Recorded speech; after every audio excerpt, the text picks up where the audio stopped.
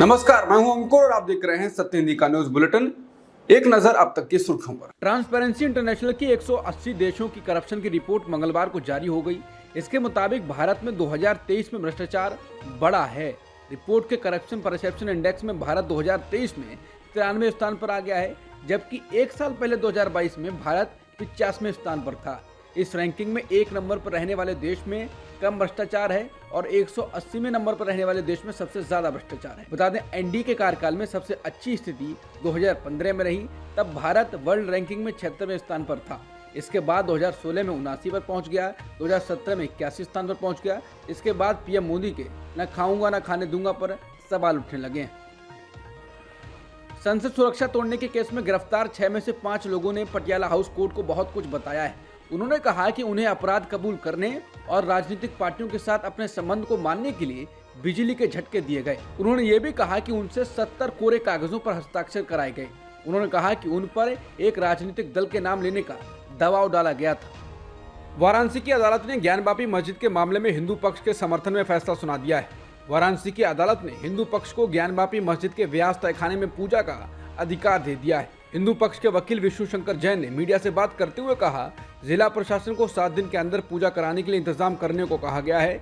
जैसे ही प्रशासन ये कर लेगा, वैसे ही पूजा शुरू हो जाएगी। मस्जिद परिसर में पूजा करने की विधि विधान पर जैन ने अपनी टिप्पणी में कहा, स्कूलों में हिजाब का जैसा विवाद कर्नाटक में हुआ था, कुछ वैसा ही अब राजस्थान में होने के आसार हैं। इस हफ्ते की शुरुआत में ही जयपुर के हवा महल से बीजेपी विधायक बाल मुकुंद आचार्य ने लड़कियों के हिजाब पहनने पर आपत्ति की थी और अब मंत्रियों ने भी चेतावनी देनी शुरू कर दी है कि विद्यार्थियों को स्कूल में ड्रेस कोड में ही आना होगा। राजस्थान के स्कूली शिक्षा मंत्री मदन दिलावर ने चेतावनी दी कि जहां भी ड्रेस कोड का पालन नहीं किया जा रहा है, वहां सख्त कार्रवाई की जाएगी। गृह राज्य मंत्री जवाहर सिंह वेदम ने भी कहा है कि छात्रों को ऊट पटांग पोशाक पहनकर स्कूल नहीं आना चाहिए। पंजाब और हरियाणा हाईकोर्ट में आज चंडीगढ़ मेयर चुनाव को लेकर सुनवाई हुई। याचिका में रिटायर्ड हाईकोर्ट जज की निगरानी में नए सिरे से चुनाव कराने की मांग की गई थी, जिसके बाद हाईकोर्ट ने इस मामले में चंडीगढ़ प्रशासन और नगर निगम को नोटिस जारी किया है और 3 हफ्ते में जवाब मांगा है। मामले की अगली सुनवाई 26 फरवरी को होगी। याचिकाकर्ता के वकील ने अदालत में बताया कि कैसे जो चुनाव की प्रक्रिया है उससे प्रिसाइडिंग ऑफिसर ने छेड़छाड़ की है और कैसे वो वीडियो में वो वोट पर मार्क लगाते हुए नजर आ रहे हैं। बता दें, वीडियो की एक कॉपी पेन ड्राइव में अदालत में दी गई है।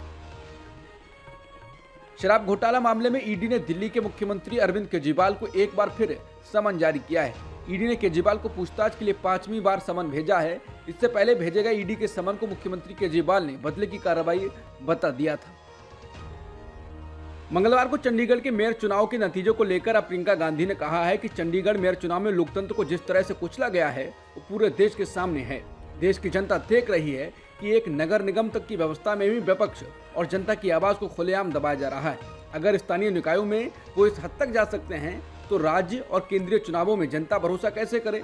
जनता में भारी पैमाने पर संदेह व्याप्त हो रहा है। कांग्रेस नेता राहुल गांधी ने भी कहा कि जो बीजेपी मेयर चुनाव में पूरी दुनिया के सामने लोकतंत्र की हत्या कर सकती है, वो दिल्ली की सत्ता में बने रहने के लिए क्या करेगी, ये कल्पना से परे है। विपक्षी दलों ने चंडीगढ़ मेयर चुनाव नतीजों को लेकर भाजपा पर हमला किया है और आशंका व्यक्त की है कि पार्टी आगामी लोकसभा चुनाव जीतने के लिए किसी भी हद तक जा सकती है। चंडीगढ़ मेयर चुनाव में भाजपा के इशारे पर चुनावी मशीनरी के बेशर्मी से दुरुपयोग का आरोप लगाते हुए कांग्रेस अध्यक्ष मल्लिकार्जुन खड़गे ने कहा कि इससे स्वतंत्र और निष्पक्ष चुनाव में लोगों का विश्वास और कम हो जाएगा। जैसा कि मैंने कल कहा, 2024 हमारे लिए लोकतंत्र को बचाने का आखिरी मौका है। अगर हम इसे भाजपा से बचाने के लिए एकजुट नहीं हुए तो हमारी आने वाली पीढ़ियां पछताएंगी। अरविंद केजरीवाल ने कहा कि अगर बीजेपी चंडीगढ़ मेयर इलेक्शन में 25% वोटों को अवैध घोषित कर सकती है तो वो राष्ट्रीय चुनावों में क्या करेंगे। अगर बीजेपी लोकसभा चुनाव हार जाती है तो ये कुर्सी नहीं छोड़ेंगे, डोनाल्ड ट्रंप की तरह कुर्सी से चिपके रहेंगे, फिर चाहे मार्शल लॉ लागू करना पड़े। इसके साथ ही आम आदमी पार्टी और कांग्रेस ने आरोप लगाया है कि अधिकारी मतों में गड़बड़ी करते हुए पकड़ा गया। आपने कहा कि चंडीगढ़ मेयर इलेक्शन का प्रिसाइडिंग ऑफिसर अनिल मसीह बीजेपी का कर्मठ नेता है। अनिल मसीह ने बीजेपी के प्रति वफादारी निभाते हुए कैमरे के सामने बेईमानी कर बीजेपी को मेयर चुनाव जिताया है। अनिल मसीह और बीजेपी ने देशद्रोह किया है, जनता के साथ गद्दारी की है। इन्हें तुरंत धोखाधड़ी के जुर्म में गिरफ्तार कर जेल में डालना चाहिए। अखिलेश यादव ने भी मतों से कथित छेड़छाड़ का वीडियो ट्वीट किया है। साथ ही लिखा है, ये भाजपाई भ्रष्टाचार का सरेआम सबूत है। इसमें चंडीगढ़ मेयर चुनाव में बिना बहुमत के भाजपा के उम्मीदवार को जिताने के लिए भाजपाई पीठासीन अधिकारी मतपत्रों को अवैध बनाने के लिए पेन चलाकर उन्हें अवैध बना रहा है। चुनाव आयोग और अदालत को स्वतः संज्ञान लेकर दंडात्मक कार्रवाई करने के लिए और क्या सबूत चाहिए। इसे देखकर भाजपा के समर्थक भी शर्मिंदा हैं। इसे देखकर भी अगर देश का कोई भी समझदार या पढ़ा लिखा मतदाता भाजपा को वोट देने की सोचेगा तो वो अपने को धोखा देगा।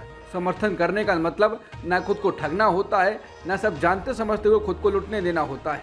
अखिलेश ने कहा कि जनता से अपील है कि वो एकजुट होकर भाजपा को करारा जवाब दे, नहीं तो न उनका न उनके बच्चों का भविष्य अंधकार में जाने से कोई रोक पाएगा।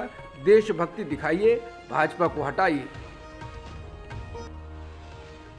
झारखंड के मुख्यमंत्री हेमंत सोरेन ने ईडी के उन अधिकारियों के खिलाफ रांची में पुलिस रिपोर्ट दर्ज कराई है जो 29 जनवरी को उनके दिल्ली आवास पर सर्च ऑपरेशन में शामिल रहे थे। यह एफआईआर एसटी-एससी थाने में दर्ज कराई गई है। रांची के एसएसपी चंदन कुमार सिन्हा ने मीडिया से कहा कि मुख्यमंत्री हेमंत सोरेन ने अपनी शिकायत में कहा है कि ईडी के अधिकारियों की टीम बगैर सूचना उनके घर पर गई और उनकी छवि धूमिल करने के लिए गलत खबरें फैलाई। मुख्यमंत्री ने अपनी शिकायत में ईडी अधिकारियों पर कई संज्ञेय आरोप लगाए हैं। उन्होंने पुलिस को बताया है कि ईडी अधिकारियों ने उनकी गैर मौजूदगी में दिल्ली के शांति निकेतन स्थित उनके आवास पर छापा मारा और वहां मौजूद उनके कर्मचारियों से बदतमीजी की।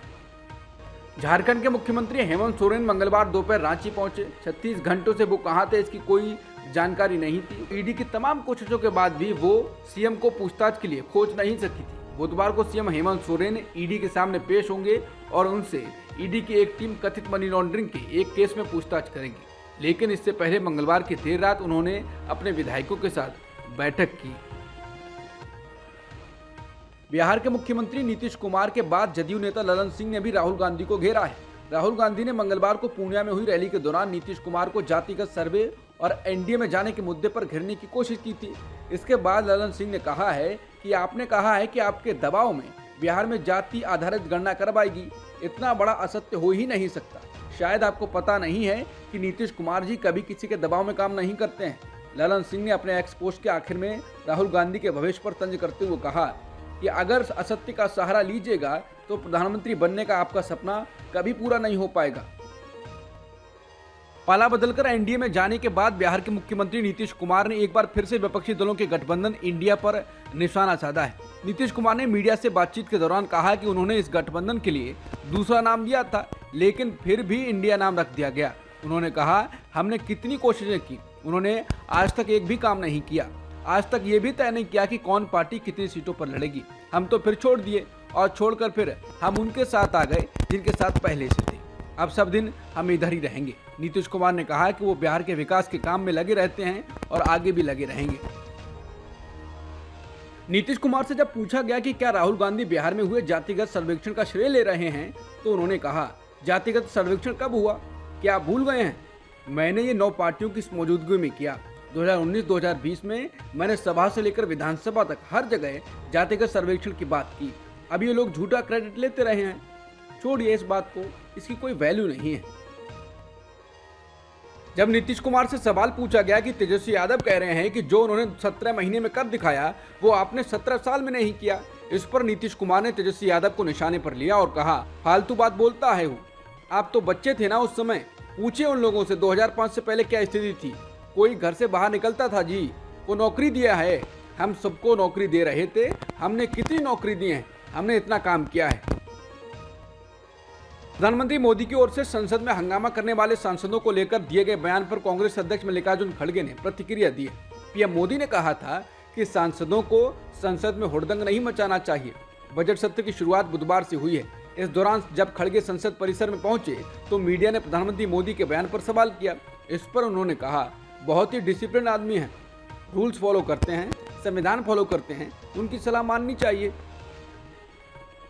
कांग्रेस नेता मणिशंकर अय्यर और उनकी बेटी सुरन्या अय्यर को जंगपुरा में घर खाली करने का नोटिस आरडब्ल्यू से मिला है। आरडब्ल्यू ने उन पर आरोप लगाया है कि 22 जनवरी को अयोध्या में राम मंदिर के कार्यक्रम को लेकर सुरन्या अय्यर की सोशल मीडिया पोस्ट से यहां के लोगों की भावनाओं को चोट पहुंची है।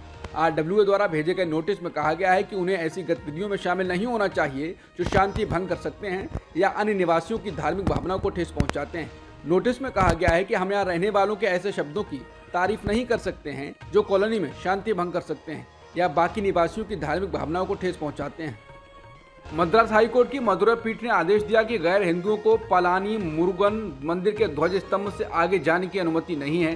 पलानी के सेंथिल कुमार ने कोर्ट में याचिका दायर की थी, जिसमें कहा गया है कि मंदिर के बाहर पहले एक नोटिस बोर्ड लगा था जिसमें गैर हिंदुओं को मंदिर में प्रवेश करने से प्रतिबंधित किया गया था, लेकिन वर्तमान अधिकारी ने इसे हटा दिया है। उन्होंने याचिका दायर कर आदेश को बहाल करने का निर्देश देने की मांग की थी। इसके बाद जस्टिस एस श्रीमती ने इस याचिका पर सुनवाई की और मंदिर परिसर के भीतर गैर हिंदुओं और हिंदू मान्यताओं का पालन नहीं करने वालों के प्रवेश पर प्रतिबंध को मजबूत करते हुए बैनर लगाने का आदेश दिया। ये प्रतिबंध केवल ध्वज स्तंभ तक ही लागू है। गैर हिंदू इस ध्वज स्तंभ तक आकर दर्शन कर सकते हैं, लेकिन उसके बाद वो आगे नहीं जा सकते हैं और अगर उन्होंने प्रवेश करना है तो उन्हें पहले हिंदू धर्म की मान्यताओं को स्वीकार करना होगा। जज एस श्रीमती ने याचिका पर सुनवाई करते हुए कहा कि हिंदुओं को अपने धर्म का पालन करने का अधिकार है। उन्होंने कहा कि इसी तरह अन्य धर्मों के लोगों को भी अपने धर्म को मानने और उसका पालन करने का अधिकार है। धर्म के रीति रिवाजों और प्रथाओं में हस्तक्षेप नहीं किया जा सकता है। मंदिर कोई पिकनिक स्पॉट या पर्यटक स्थल नहीं है। अन्य धर्म के लोगों को मंदिर के आर्किटेक्चर को देखने और समझने की सहूलियत होगी, लेकिन कोडिमारम से जाने की जरूरत नहीं। पहलवान साक्षी मलिक ने निलंबित भारतीय कुश्ती संघ के अध्यक्ष संजय सिंह पर अपनी मनमर्जी से चैंपियनशिप कराने और गैरकानूनी तरीके से फर्जी सर्टिफिकेट बांटने के आरोप लगाए। उन्होंने एक्स पर लिखा, भारत सरकार ने ब्रजभूषण के साथ ही संजय सिंह की गतिविधियों को सस्पेंड कर दिया था। इसके बावजूद संजय सिंह अपनी मनमर्जी चला नेशनल रेसलिंग चैंपियनशिप करवा रहा है और खिलाड़ियों को फर्जी सर्टिफिकेट बांट रहा है, जो कि गैर कानूनी है। उन्होंने कहा कि खेल मंत्रालय द्वारा आयोजित रेसलिंग नेशनल चैंपियनशिप जयपुर में आयोजित किए जाने हैं, लेकिन उससे पहले ही कुश्ती पर अपना दबदबा साबित करने के लिए संजय सिंह गैर कानूनी तरीके से अलग नेशनल चैंपियनशिप के सर्टिफिकेट दस्तखत बांट रहा है। उन्होंने कहा कि संस्था का सस्पेंडेड आदमी कैसे संस्था के पैसे का दुरुपयोग कर सकता है। कल जब खिलाड़ी इन सर्टिफिकेट को लेकर नौकरी मांगने जाएंगे तो कार्रवाई गरीब खिलाड़ियों पर होगी, जबकि खिलाड़ियों की कोई गलती नहीं है। कार्रवाई तो ऐसा फ्रॉड करने वाले संजय सिंह पर अभी से होनी चाहिए, जिसकी गतिविधियों पर रोक लगाए जाने के बावजूद ये सब फर्जीवाड़ा कर रहा है। मैं खेल मंत्री श्री अनुराग ठाकुर जी से अपील करती हूं कि आप इस मसले को देखें और खिलाड़ियों का भविष्य खराब होने से बचाएं। मणिपुर में फिर हिंसा हुई है और इस कारण कुकी जोमी बहुल कांगपोकपी जिले की सीमा के करीब भारी गोलीबारी के बीच मैतेई समुदाय के कम से कम 2 लोगों की मौत हो गई और 3 घायल हो गए। आधिकारिक सूत्रों ने बताया कि गोलीबारी मंगलवार दोपहर करीब 2:30 बजे शुरू हुई और कई घंटों तक चली। इस बीच कुकी जोमी समुदाय के 10 विधायकों ने पीएम मोदी को पत्र लिखकर आरोप लगाया है कि मैतेई कट्टरपंथी समूह राज्य में हालात को खराब कर रहे हैं। हाल ही में इन लोगों ने एक बैठक की थी जो बताता है कि मणिपुर में कानून व्यवस्था खत्म हो चुकी है। मालदीव में विपक्ष ने राष्ट्रपति मोहम्मद मुइज़्ज़ू से अपनी टिप्पणियों के लिए भारत से माफी मांगने को कहा है। जमहूरी पार्टी के नेता कासिम इब्राहिम ने कहा कि मुइज़्ज़ू को 2 सप्ताह पहले चीन की अपनी राजकीय यात्रा के समापन के बाद भारत पर किए गए अपने मौखिक हमलों के लिए औपचारिक रूप से भारत और प्रधानमंत्री मोदी से माफी मांगनी चाहिए। पाकिस्तान के पूर्व प्रधानमंत्री इमरान खान और उनकी पत्नी बुशरा बीवी को अदालत ने 14 साल की सजा सुनाई है। एक दिन पहले ही इमरान खान को साइफर मामले में 10 साल की सजा सुनाई गई थी। सजा के बाद बुशरा बीवी ने आत्मसमर्पण कर दिया है। बता दें, साल 2022 में इमरान खान को विपक्षी दलों ने अपदस्थ करके पीएम पद से हटा दिया था। वो पहले से ही भ्रष्टाचार से जुड़े केस में दोषी पाए जाने को लेकर 3 साल की जेल में सजा काट रहे हैं। मंगलवार को इमरान खान को देश की खुफिया जानकारी लीक करने के आरोप में सजा हुई थी। वहीं आज उन्हें भ्रष्टाचार से जुड़े मामले में 14 साल की सजा हुई है।